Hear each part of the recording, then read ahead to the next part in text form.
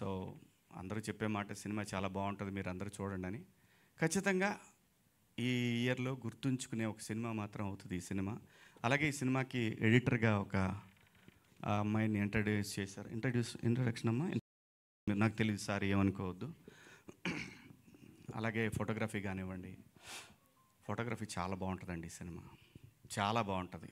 నాకున్న నాలెడ్జ్లో చాలా మంచి ఫోటోగ్రాఫర్ తన పేరేంటి వెంకట్ గారు. అలాగే మ్యూజిక్, బ్యాక్గ్రౌండ్ స్కోర్ అయితే అసలు ఆ దండోరా అనేది అయితే బీజిఎం అయితే అద్దరిపోయిందండి. ఫస్ట్ నేను అదే విన్నాను.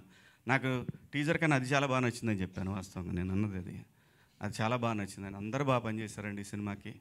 మీ అందరి సహకారంతో ఈ సినిమా డిసెంబర్ కదా, ఏంటో ఆకలి అవుతుంది, డిసెంబర్ 25th రిలీజ్ అవుతుందండి. ప్లీజ్ మీ అందరికీ నచ్చుతుంది ఈ సినిమా. థియేటర్స్కి రండి. ఆడెవడో ఒకడు ఉన్నాడు, వాడు వెళ్ళిపోయాడు, వాడికి ఏదో ప్రెస్ మీట్ పెట్టారంట అక్కడ.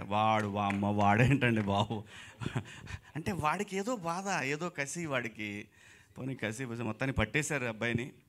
కానీ మంచి పనికి వాడుకోవాలని కోరుకుంటున్నా. అబ్బాయి అంత మంచి హ్యాకర్ అని విన్నాను.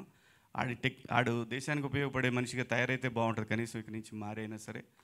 టాలెంట్ ఎవరి సొత్తు కాదండి, అతను ప్రూవ్ చేశాడు. చేసింది చాలా దుర్మార్గమైన పని అయినా సరే అతని టాలెంట్ గురించి వింటుంటే వాడు నిజంగా ఒక దేశానికి పనికొస్తాడు కదా ఈ మనిషి, ఎక్కడన్నా సెక్యూరిటీ సిస్టంలో వాడు యూజ్ చేసుకోవచ్చు కదా ఇతన్ని అని అనిపించింది నాకు. కానీ తెలిసి తెలియని వయసు, ఖచ్చితంగా ఏదో డబ్బు లేని తనం ఇవన్నీ వెంటబడి అతని మైండ్లో ఇలాంటి ఒక ఆలోచన వచ్చి చాలామందికి ఇబ్బంది పెట్టాడు. తనకు తెలియదు, చాలామందికి ఉపయోగపడుతున్నా అనుకున్నాడు. కానీ బట్ మనకంటూ ఒక రాజ్యాంగం, దానికి లోబడి అందరం బతకాలి కాబట్టి దాన్ని వదిలేశాడు. కానీ ఇక నుంచైనా అతను మారాలని కోరుకుంటున్నాను. సినిమా థియేటర్లో ఉన్న ఎక్స్పీరియన్స్ దేంట్లోనూ ఉండదండి. మనం మొబైల్లో చూసినా డబ్బులు కట్టాలంటే ఎంత అండి. వాడు మనం కొనుక్కునే ఇదే థియేటర్లో కొనుక్కునే చిప్స్ ప్యాకెట్ 100 రూపాయలు పెడతాడు వాడు. దాంట్లో 15-20 ఉంటాయి అన్నీ కలిపి చిప్స్. సో సినిమా ప్రపంచంలో అన్నిటికన్నా చీప్ అండి.